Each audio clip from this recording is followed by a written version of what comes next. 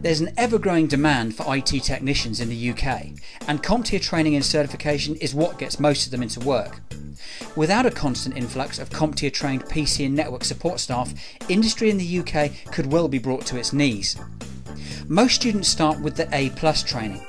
There are 4 CompTIA A+ exams and areas of study, but you only need to pass 2 of them to be thought of as qualified.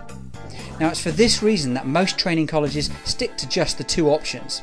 But giving you all 4 options provides you with a much wider knowledge and understanding of the subject, which you'll be really glad of in the working environment. CompTIA A+ covers fault finding and diagnostics, both remote access and hands-on, as well as the building, fixing and repairing of computers in anti-static conditions. And if it's your ambition to look after computer networks, you'll also need to add on the CompTIA Network Plus to your training package. This qualification means you can get a higher paid position, and it'll prepare you for the Microsoft networking qualifications such as the MCSA or MCSE. Let's be honest, individual job security really doesn't exist any longer. Most companies will get rid of workers if things get tight. But if your skills and qualifications are in an expanding marketplace, then you're in the right environment for true job security. Where there's a shortage of trained professionals, you'll always find companies looking for the right people. Take the IT industry for example. The last eSkills survey showed there was a skills gap of around about 26%. So this means that for every 4 jobs that exist in IT, there are only 3 trained people to do them. There's really been no better time or market conditions for getting trained into this rapidly evolving market. Students who are looking to get a career in IT very often have no idea which path they should take or what area to get qualified in. After all, if you've got no experience in the IT market, how can you possibly expect to know what somebody actually does day to day? Let alone, of course, decide on which training route is going to be the most appropriate one to get you there. Really, the key to sorting this out is to take a good look at a number of different areas. Things like your personality type. What kind of things do you enjoy and what don't you like? Why you want to get into IT. And you'll need an explanation of each career path and what makes them different from each other. And clearly, you'll need to think about what effort, commitment and time that you're prepared to put into your training. So the only real way of covering these properly is through an in-depth discussion with somebody who knows the industry well enough to be able to guide you. Amazingly, most UK training companies still teach IT from workbooks and reference manuals.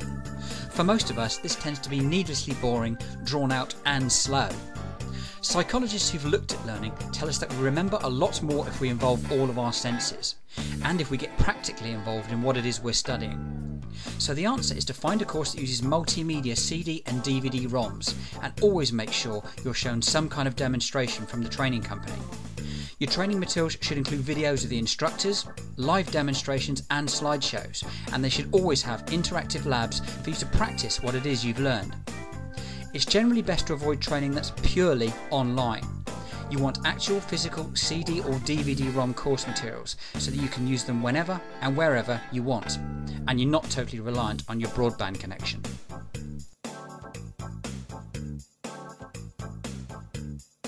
Having full support really is critical with many technical programs, but unfortunately most companies only give office hours or extended office hours support. Very few of them go late into the evenings or at weekends. So find training where you can receive help 24/7 at any time of day or night. And make sure it's direct access to the tutors, not just some messaging system, because it'll slow you down if you have to keep waiting for calls back during office hours. Only true 24/7 round-the-clock live support really delivers for proper technical certification. You'll find that in-centre workshop days are often sold as a big benefit by many companies. But if you talk to most of the students who've used them, they'll tell you the opposite's true. You've got all that travelling, for instance, multiple trips and often hundreds of miles, and the classes are normally Monday to Friday, which means taking 2 or 3 days off work all the time. Well, if you've only got 20 days holidays a year, using half of that on training doesn't leave much for you. And don't forget the extra costs of travelling and accommodation either. Sometimes this runs into hundreds and even thousands of pounds extra. And maybe you'd like to work at your own pace, or maybe you want to keep your training private so there aren't any repercussions at work. And how do you honestly feel about asking questions in a class full of other people? All these reasons and more are why it's much simpler to watch and learn from pre-filmed classes, taking them when it's convenient for you and not someone else. You can redo the modules as many times as you want, and there's no need to take notes because you've already got the lesson. Quite simply, you'll save time, hassle and money. Always look for authorised exam preparation materials as part of any technical training package. It's very easy to get thrown by practicing exam questions that don't come from official sources. Often, the way questions are phrased can be quite different, and you need to be ready for this. And always test your understanding with quizzes and simulated exams before you take the real thing. You'll be far more confident and much more likely to pass.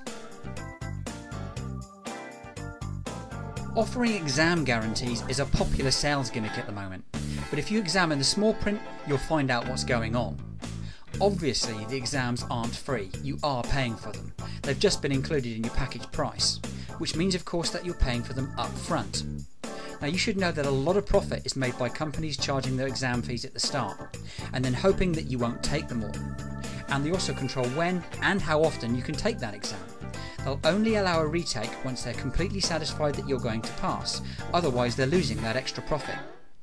So doesn't it make far more sense to find the best exam deal at the time, not to pay any markup to the training company, and to do it locally rather than in some remote centre? Pay for it when you need it and not before. The honest truth is that if a student pays for their own exams one at a time, they'll be much more likely to pass first time, as they'll be conscious of the cost and they'll apply themselves appropriately. Why pay hundreds or even thousands of pounds extra for so-called exam guarantees when common sense dictates that the best guarantee is study, commitment and good exam preparation? Many companies provide a job placement assistance service to help you get your first IT job. But often too much is made of this, as it's really not that difficult for any motivated and trained person to get a junior role in the IT industry, as there's such a shortage of trained staff. You would ideally want CV and interview advice though, and we encourage students to get their CV updated the day they start training. Many support jobs are offered to students who are still studying and haven't even passed an exam yet. At least you'll be on the maybe pile of CVs rather than the no pile. The best way to get placed is through specialised and independent recruitment consultants. The bottom line is they only get paid when they place you, so they've got the necessary incentive. Many students, it seems, are prepared to study their hearts out for years sometimes, only to give up at the last hurdle when looking for their job. Market yourself, make an effort to get in front of employers. Don't expect that perfect job to just fall into your lap. Take a good look at the certifications that you're considering. Make sure they're all current and commercially required. Don't bother with courses that lead to unknown in-house type certificates. Only the fully recognised accreditations from the major players like Microsoft, CompTIA, Adobe and Cisco are really going to mean anything to employers. One question that often comes up is why should we get commercial certification rather than traditional academic qualifications that you get through schools, colleges or universities? Well, essentially industry recognises that gaining the proper accreditation from the likes of Microsoft, CompTIA, Cisco or Adobe is far more effective and specialised, saving both time and money. Commercial certification concentrates on the actual skills that are required, together with an appropriate level of background knowledge, rather than going into the depths of background detail that academic courses can often get bogged down in. The bottom line is, recognised IT certification provides exactly what an employer needs. It says what you do in the title. For example, the Microsoft Certified Professional Qualification in Windows XP Administration and Configuration. So, an employer just needs to identify exactly what they need and what certifications will fulfil that need, which of course makes it much simpler for them, and that's why they prefer it.